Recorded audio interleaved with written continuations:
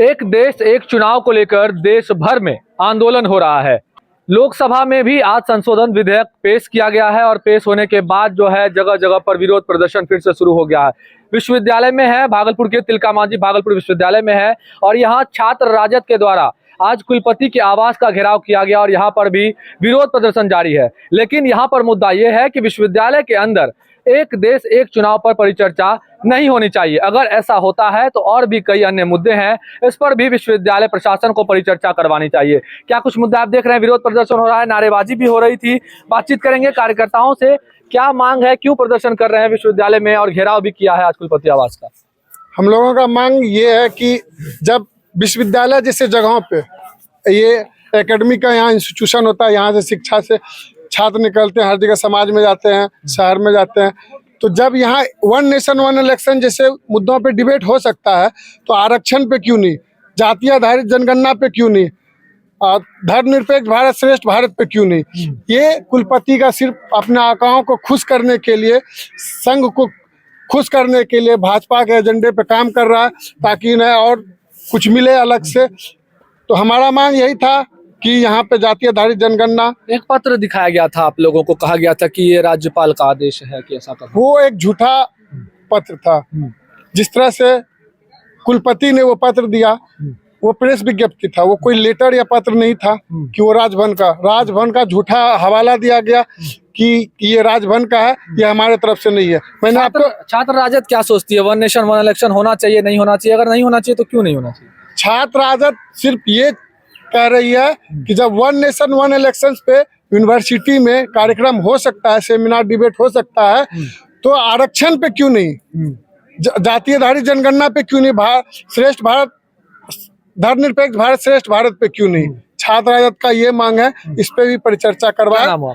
आशीष कुमार, विश्वविद्यालय उपाध्यक्ष, छात्र राजद, तिलका मांझी भागलपुर। क्या कहिएगा, विरोध मार्च निकाल दिया है, आप लोग मुस्कुरा भी रहे हैं? मुस्कुरा तो रहे हैं कि माननीय कुलपति के कारस्तानी की वजह से मुस्कुरा रहे हैं। वो लगातार विश्वविद्यालय के पढ़े लिखे छात्रों को दिग्भ्रमित और शिक्षकों को गुमराह करने का प्रयास कर रहे हैं। यह कहीं से उचित नहीं है कि पूरे देश में एक साथ चुनाव कराए जाएं। हम मानते हैं कि माननीय प्रधानमंत्री ने जो सोचा है कि हम एक साथ देश के संसाधनों को बचाएंगे, पैसे को बचाएंगे, चुनाव कराएंगे एक साथ। 142 करोड़ की आबादी वाले इस मुल्क में एक साथ चुनाव करा पाना कितना संभव है? आप सोचिए, अगर यह चुनाव देश स्तर पर करा दिए जाते हैं तो बुनियादी जो समस्याएं हैं, जो निचले स्तर के चुनाव होते हैं, बिहार विधानसभा का चुनाव 2025 में होगा और देश का आम चुनाव 2024 में हो गया, जब दोनों चुनाव एक साथ होंगे तो बताइए कि बिहार का जो समसामयिक मुद्दा है, बुनियादी समस्याएं हैं, उसको कौन आवाज दे सकेगा? और रही बात, हम चुनाव के पक्ष में हमारी पार्टी बिल्कुल नहीं है, इसलिए कि यह चुनाव जो भी रीजनल पार्टियां हैं, चाहे वह समाजवादी पार्टी हो, राष्ट्रीय जनता दल हो, जनता दल यूनाइटेड हो, कोई भी दल हो, हर दल को खत्म करने का एक प्रयास किया जा रहा है। अगर एक साथ चुनाव करा लिए जाते हैं तो भाजपा मनमाफिक अपने स्तर से काम करेगी और राष्ट्रीय जनता दल सामाजिक मुद्दों को लेकर चुनाव लड़ती है, देश में सामाजिक न्याय का स्थापना हो इसको लेकर चुनाव लड़ती है। अगर भाजपा पूरे देश में एक साथ चुनाव कराती है तो भाजपा का काम क्या है? हिंदू मुस्लिम, मीट मछली, हिंदुस्तान पाकिस्तान, मंदिर मस्जिद के आधार पर चुनाव कराने। जब अगर इन मुद्दों पर चुनाव होंगे तो बिहार की समस्याओं को कौन सुनेगा? बिहार की बाढ़ की समस्या को कौन सुनेगा? सुखाड़ की समस्या को कौन सुनेगा? आप तो हिंदू मुस्लिम के नाम पर चुनाव करा लेंगे। बस हमारी पार्टी, बाबू लालू प्रसाद यादव जी की पार्टी, आदरणीय तेजस्वी यादव जी की नेतृत्व वाली पार्टी, यह चाहती है कि देश में एक साथ चुनाव करा पाना, इस देश के संघीय ढांचा को सीधे सीधे प्रहार करना। विश्वविद्यालय में कैसे पहुंच गया ये विश्वविद्यालय में कि हम पढ़े लिखे नौजवान हैं, यहीं से एमएससी किए हैं, एमए कर रहे हैं, यहीं से पीएचडी करना है।